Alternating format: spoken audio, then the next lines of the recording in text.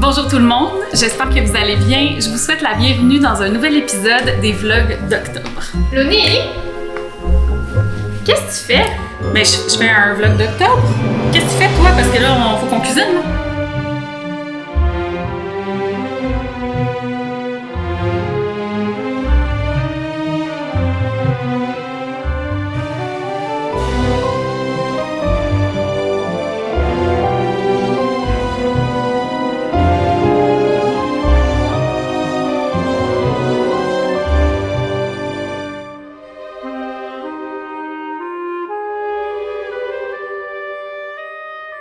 J'avais envie de faire une intervention parce que j'avais cru comprendre que tu avais beaucoup de tomates. J'ai beaucoup de tomates et aucun plaisir à cuisiner. Mais écoute, moi j'avais pas de tomates, mais j'ai beaucoup de plaisir à cuisiner. Fait, on est vraiment fait pour travailler ensemble. Et aujourd'hui, ce qu'on fait, Loni va gentiment nous montrer sa recette de soupe à la tomate du jardin. J'ai vraiment hâte de voyager dans ce goût. Et classique soupe à la tomate, ça se mange avec des grilled cheese. Comment tu dis ça? Un grilled cheese. Un grilled cheese, parfait. Oui. En version végétalienne, ça peut être un défi parce que les fromages non laitiers ou les fromages ne se comportent pas exactement comme les fromages laitiers.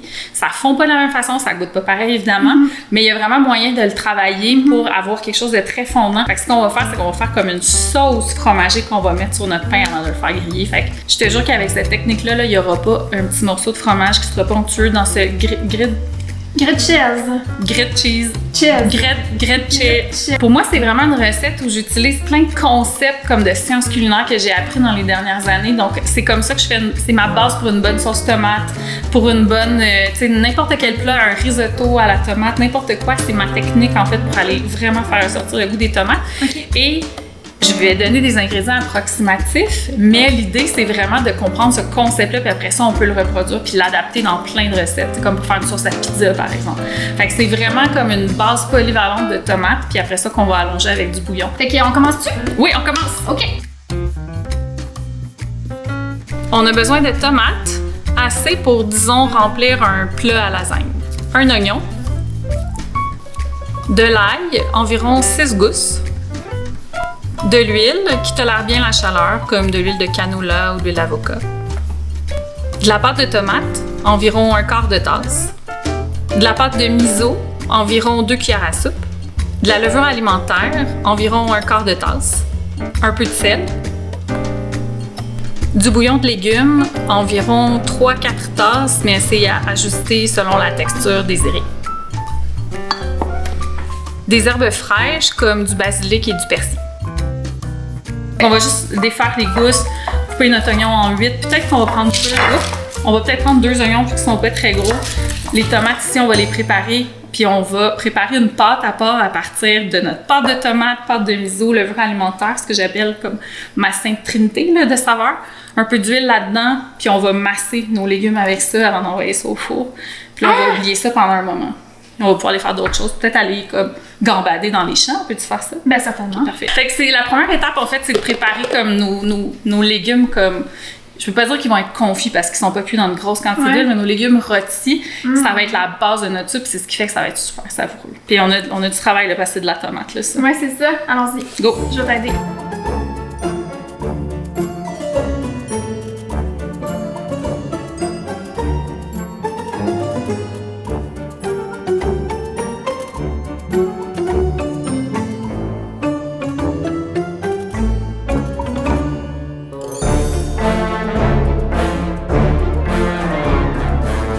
Là, on prépare notre pâte extra umami avec de la pâte de tomate. J'en mets peut-être un petit peu plus que j'avais dit, là, peut-être une demi-tasse parce que finalement, on avait assez de légumes pour faire 2 plats de cuisson. De la levure alimentaire, de la pâte de miso,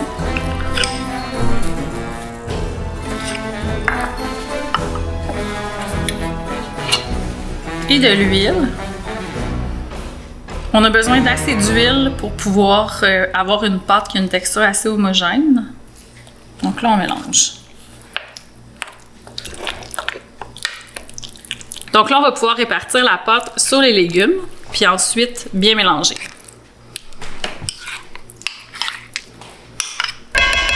La pâte de miso, c'est déjà salé, mais on va quand même ajouter un peu de sel. Et là, c'est le temps de se salir les mains. Quand ça c'est fait, ouais. Qu'est-ce qu'on fait? On envoie ça au four, une bonne température, le 425. On veut vraiment aller chercher de la coloration. On veut que ça cuise aussi, parce que ça ne cuira pas très longtemps après sur le feu. Et là, le temps de cuisson, ça dépend là, vraiment, ça dépend de notre four, ça dépend de la quantité de légumes qu'on a, ça dépend du type de plat. T'sais, comme lui, il est comme un petit peu plus profond, donc on veut vraiment que ça cuise même jusqu'en dessous. Je dirais, on va commencer par une trentaine de minutes, puis on va voir où est-ce qu'on en est. Fait que là, moi, je vous dirais, jusqu'à ce que les jus soient un peu bouillonnants, tu sais, vraiment qu'on ait des petites bulles dans le jus. Puis on veut aussi aller chercher une petite coloration. Et même, on va peut-être terminer ça à broil, tu sais, sous le grill, là, à la fin des dernières minutes. On veut vraiment les chercher, là, comme si c'était grillé, là, tu sais, sur le feu, là. Parfait.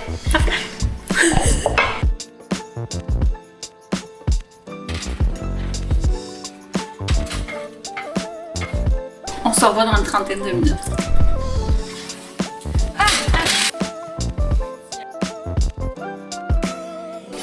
Là, je comprends pourquoi le moment là. Brûle-toi pas, là.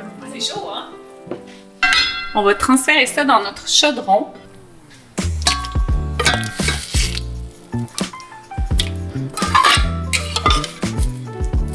Mais c'est beau, ça. T'as pris une photo de ça? Hey, ça, là. Et la boucane.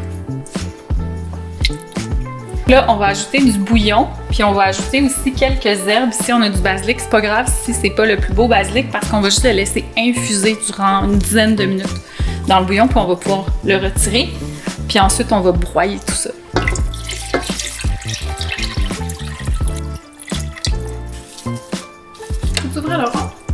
Là, j'ai mis au max pour que ça boue. Ensuite, je vais baisser le feu à moyen environ. Je vais laisser le basilic infuser peut-être 10 minutes. Je vais retirer les feuilles de basilic, puis ensuite, essentiellement, ça va être prêt. Il va juste rester à broyer.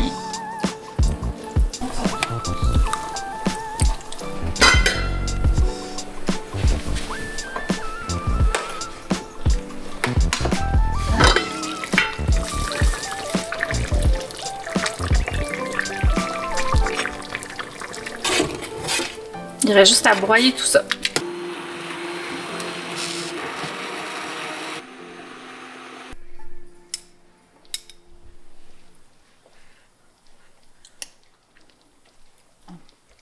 C'est vraiment bon. Je voulais surtout vérifier le sel, mais c'est juste bien équilibré. Là. Tu veux savoir pourquoi j'utilise 2 cuillères? Ouais, s'il te plaît. C'est juste parce que j'aime ça goûter plusieurs fois. Là. Souvent, fait que à chaque fois, tu le mets dans ta bouche, tu le remets pas dedans. Fait que t'as une cuillère qui va dans le chaudron, puis une autre qui va dans ta bouche. Comme ça, tu peux goûter plusieurs fois, sans salir trop de cuillères, t'en salis juste 2. Puis c'est déjà bien crémeux parce que l'huile qu'on avait mis pour faire cuire les tomates est bien émulsionnée, étant donné qu'on utilise ça avec le liquide. Puis c'est ça, la crème, en fait, c'est une émulsion de gras puis d'eau. Puis là, ben, on a vraiment cet effet-là. Donc, je vais juste finir la broyer.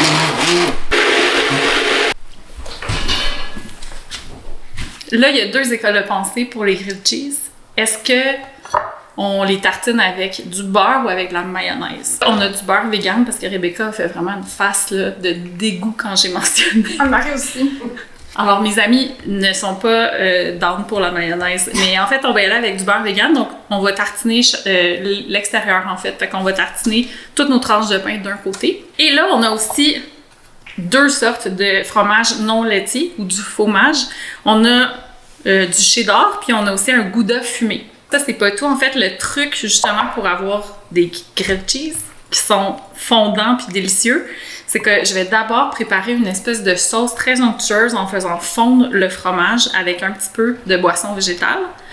Puis je vais même ajouter là-dedans une petite pincée de muscade. Ça va nous rappeler un peu là, le petit goût d'une béchamel. Puis quand cette sauce-là va être prête, on va pouvoir la mettre de côté, puis dans la même poêle, on va faire griller des grilled cheese, puis le petit peu de sauce au fromage qui restait dans le fond, là, ils vont peut-être coller à l'extérieur. Fait que ça, c'est super bon, puis ça salit moins de vaisselle.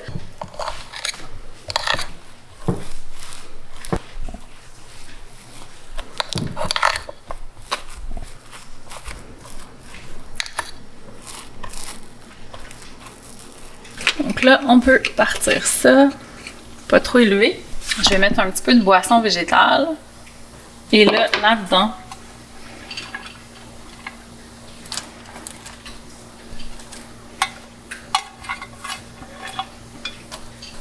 petite pincée de muscade. Et là, on veut que ça fonde jusqu'à ce qu'on ait une sauce qui a une consistance homogène.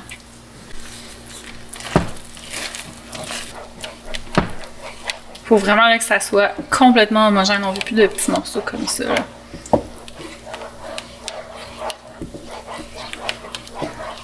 Je vais remettre un petit peu de cheddar pour que ça soit une plus belle couleur. Je vais mettre ça.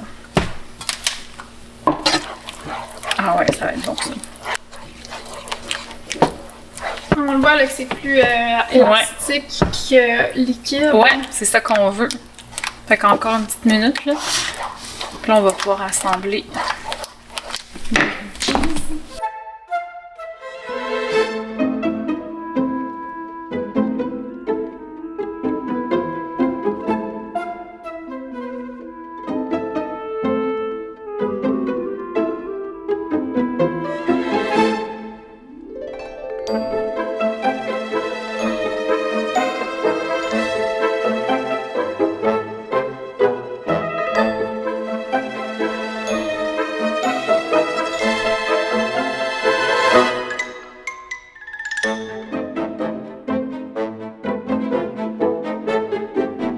Ouh.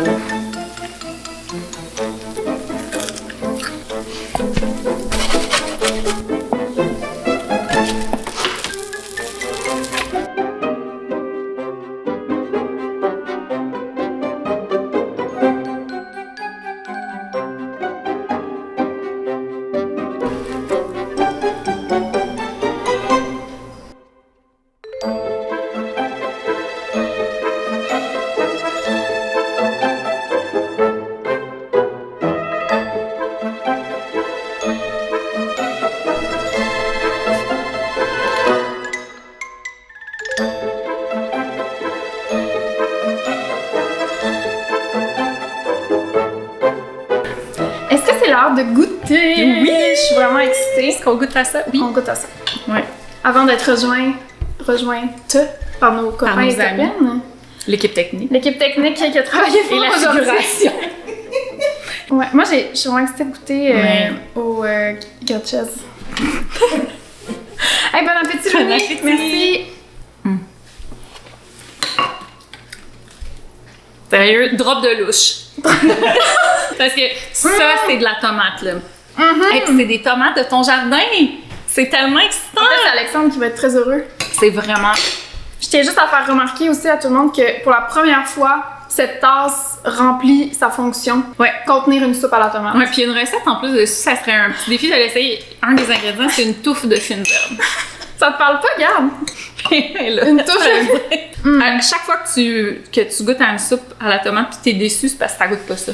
C'est ça c'est comme le point de référence de ce que devrait être, selon moi, un goût de tomate dans une soupe à la tomate. Tu sais, c'est pas lourd, genre, c'est juste comme... Non, mais c'est pas une crème, c'est vraiment, ouais. Ok. Puis le grilled cheese. Le grilled cheese, il a l'air délicieux. Attends. Mais là, attends, est-ce que toi, tu le trempes dans la soupe? Oui, mais je vais le goûter sans, puis je vais le tremper après. Honnêtement, là... Et ça hit. C'est à peu près 2 tiers cheddar, 1 tiers gouda fumé qu'on a pris, tous des fromages végétaliens. OK, dans la soupe. Je me suis dépassée. C'est tellement bon! Honnêtement, c'est vraiment bon. C'est vraiment bon. OK, ça, c'est le point de référence des grilled cheese. C'est bon, là. C'est tellement bon! Vraiment. J'ai hâte que vous goûtiez. Je me sens vraiment transportée dans des saveurs de mon enfance, mais en meilleur. C'est comme la version adulte. La version, ouais, c'est ça. Ouais, je pense que mission accomplie. Quel est du contenu ici? Du contenu, là? Je suis plus capable! Bon, la gang, c'est ce qui conclut la vidéo du jour. J'espère que ça vous a plu et surtout que ça vous a donné envie d'essayer la soupe à la tomate. Honnêtement, même moi, je me sens en confiance pour la faire à la maison. Est-ce que je vais le faire? Laissez-moi évidemment un emoji de tomate dans les commentaires si vous êtes resté jusqu'à la fin. J'espère que vous avez pu vous détendre un petit peu en notre compagnie, que vous avez passé un beau moment. En attendant, je vous aime et je vous dis à demain! Bye!